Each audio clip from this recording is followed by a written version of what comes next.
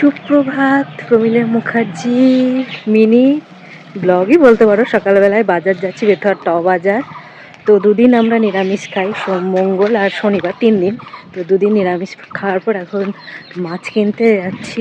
তো ভাবলাম অনেক দিন তো এরকম আমাদের ট বাজারের ভিডিও দেয়া হয় না, তো একটু শেয়ার করব ভাবলাম। তো চলো।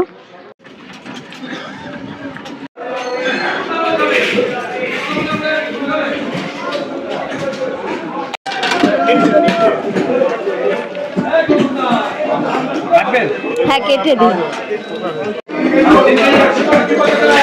ভাজা ভাজা কমপ্লিট হয়ে গেল, এখন গিয়ে রান্না বান্না শুরু। তো আবার নেক্সট ভিডিওয়ে দেখা হবে। আলু ফুলকপি বেগুন দিয়ে একটা তরকারি আর তেলাপিয়া মাছের ঝাল। আজকে এটাই হবে, এটাই বাজার থেকে আনলাম। তো সর্ষে আর পোস্ত, অল্প পরিমাণ সর্ষে পোস্ত দিয়ে একটু ঝাল ঝাল ঝাল ঝাল হবে। আর যেহেতু দুদিন খাওয়া হয়নি, ভেজই খাওয়া হয়েছে, তার জন্য তো চলো আমি যেমনভাবে করি রোজকার রেসিপি, তো সেভাবেই শেয়ার করলাম। তো আমি রান্নাটা চটপট করে কুইকলি করে নিই। তো দেখো এবার তুলে রাখছি সব ভাজা মাছগুলো, আস্তে আস্তে তুলে রাখছি। এতে একবারে নুন হলুদ মিশিয়ে দিয়ে একবারে তেলের মধ্যে ছেড়ে দিলাম। ওই ভাজা মাছ যে তেলটাতে করেছিলাম সেই তেলটাই দিলাম, এক্সট্রা করে আর অ্যাড করিনি কোনো কিছুই। আর এদিকে হয়েই এসেছে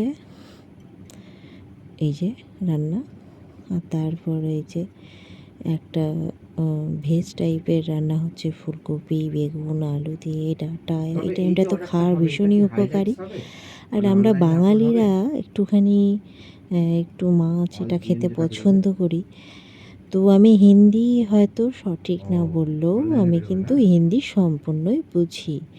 আমরা বাঙালি, আমাদের একটু হিন্দির তো গোলমাল হবে, তবু হিন্দি বলবো যেভাবে আধভাঙা কথাতেও।